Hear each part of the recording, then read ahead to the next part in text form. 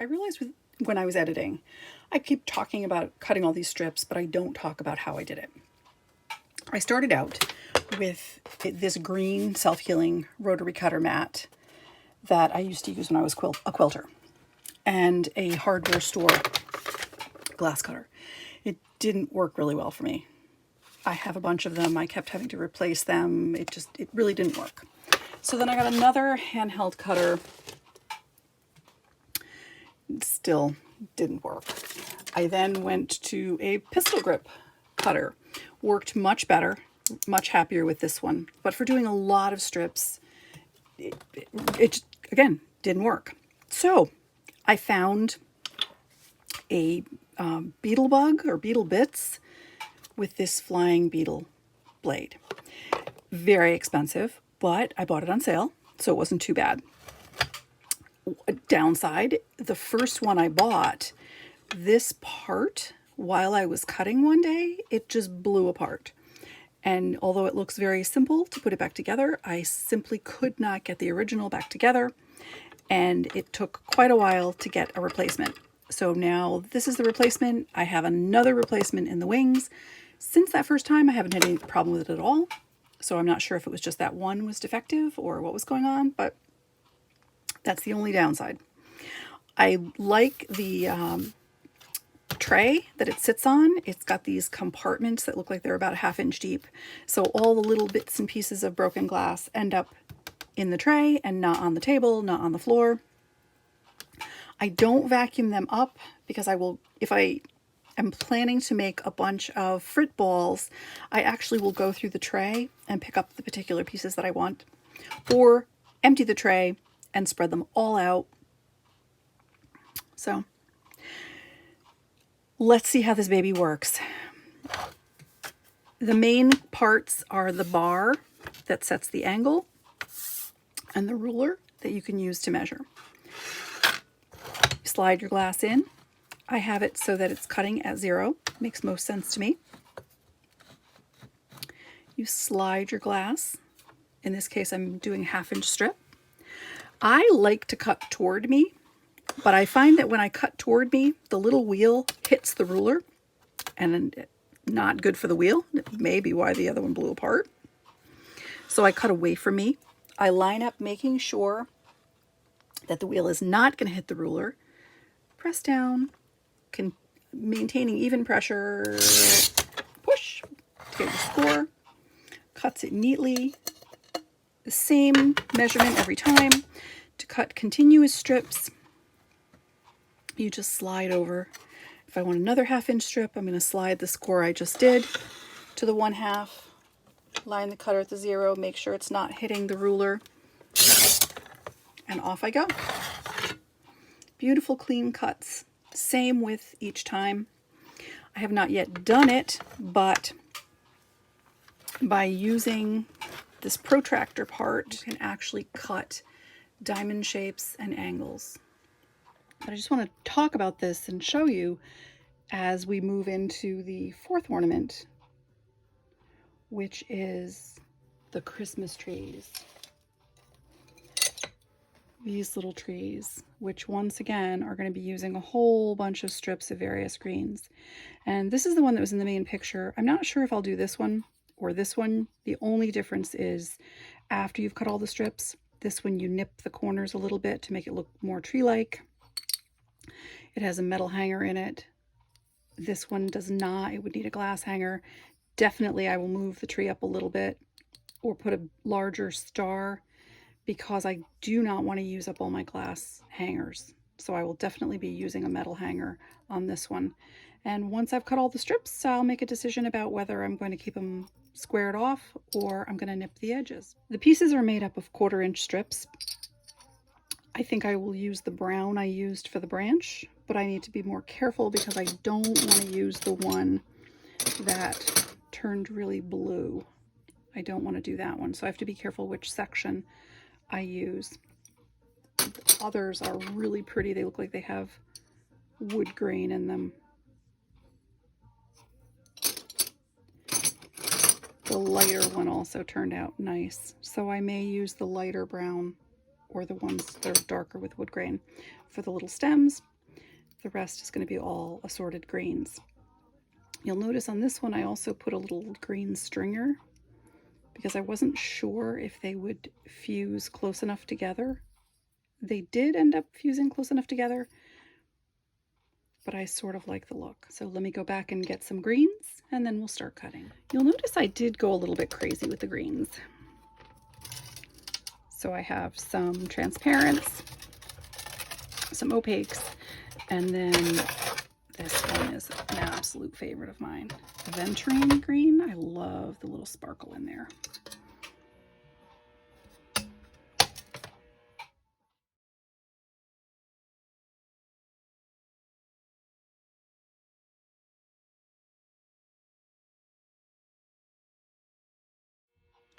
Because I'm making so many this time, I'm not just going to wing it and estimate the length. I'm actually going to measure out what I want each one to be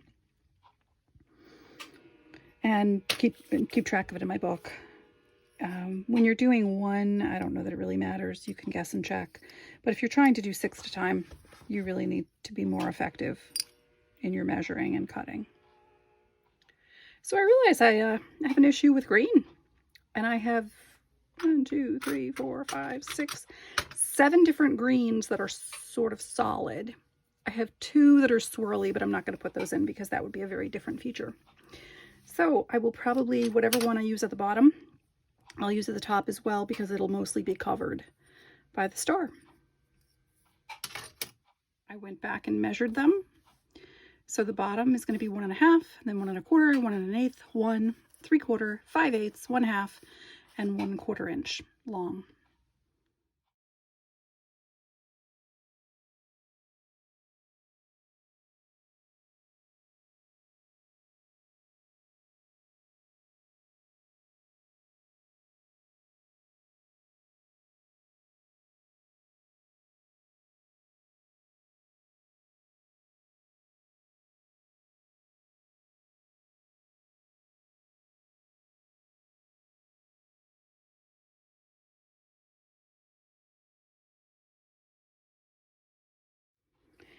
This time I think I'm going to go with this where I trim the edges. I like the look a little bit better.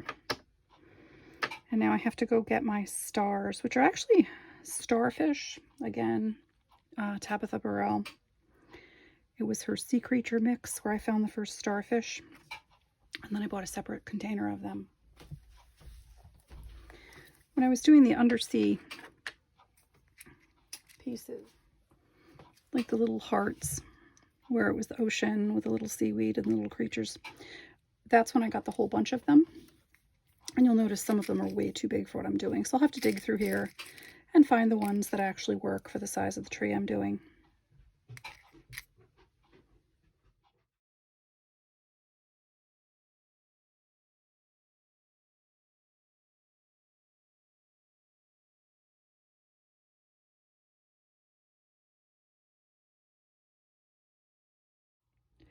All of these little bits that are left all over the place when I'm finished clipping the ends to make them look more tree-like are not going to get wasted. I'm going to brush them into the base, which is these little hollows, and I'll use them to make dots. I often will add little dots for decorative, like these little red dots. So making a bunch of green dots won't be a problem. And again, I make another decision whether I'm going to do dichro dots or just plain color dots. We'll see. So now it's time to assemble.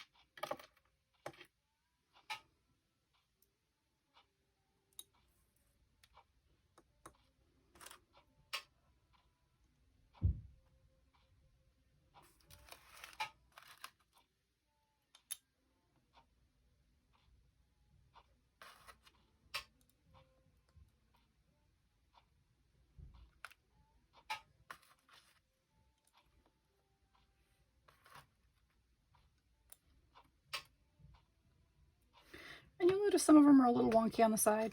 Not worried about that. They don't have to be perfect.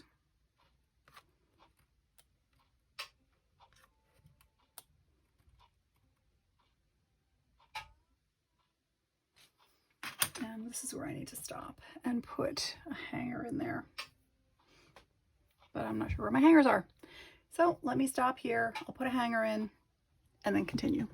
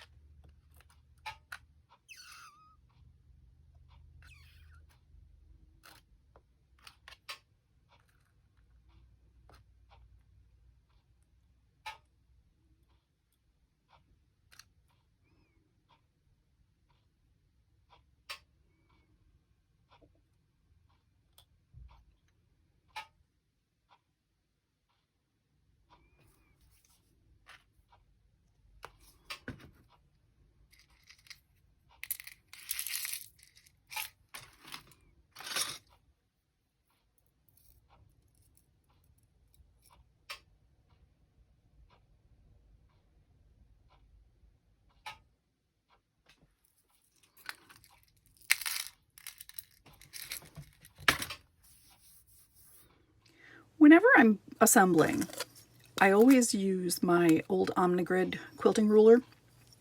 That allows me to maintain the straight line throughout the piece, not only for things like ornaments where you want the hook to be in the right spot or the hanger to be in the right spot, but also with pendants. Though they're very small, when I'm gluing on the bail, it allows me to maintain a perfect center.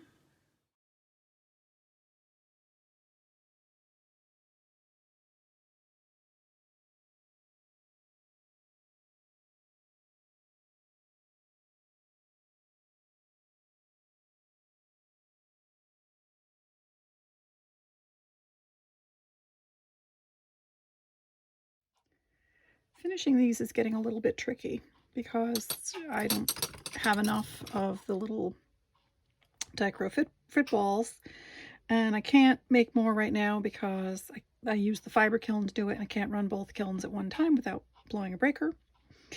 So I'm thinking I will do an undersea theme with the funnel tree, and I'm going to use the same technique to take green stringers to make like seaweed that I use to do the red stringers to make a garland. And that's where you just melt using a tea light. And it melts really easily. So I'm going to go through here and find pieces that look sort of seaweedy. They're narrow enough. Or I might be able to find, no, I was hoping that would be the right size. It's not.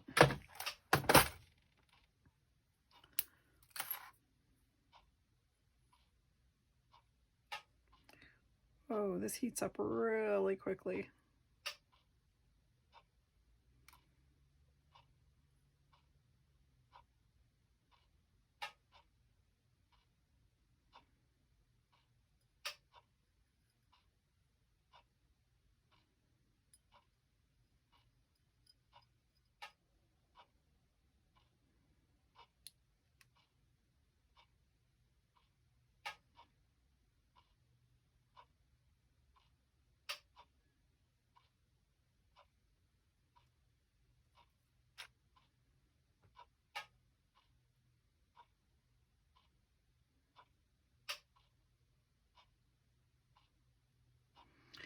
I'm going to clean it off and cut it in pieces to make it go on a diagonal.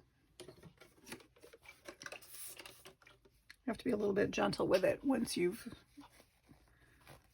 melted it. I find if I'm not careful, it sometimes snaps a little easier. Okay, I probably need another piece. Probably should have gone with a darker green, so maybe I'll try one of these.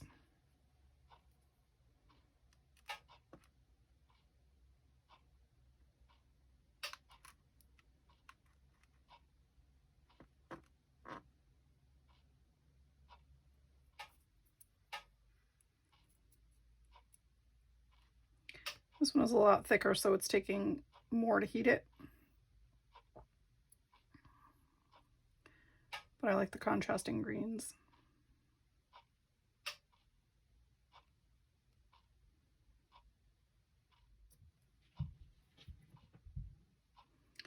That's probably good.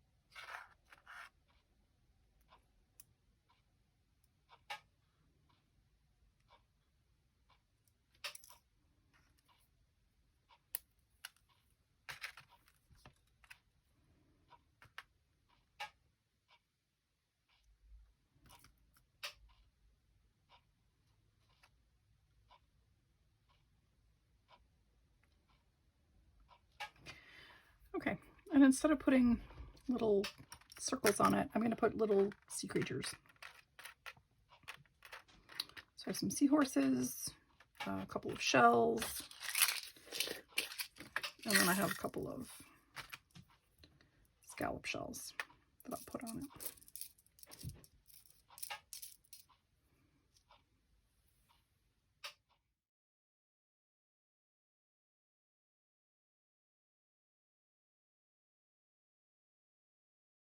These are finally ready to go in the kiln. Real challenge decorating them because I did not have enough of the little dichro dots and I did not have enough little red dots.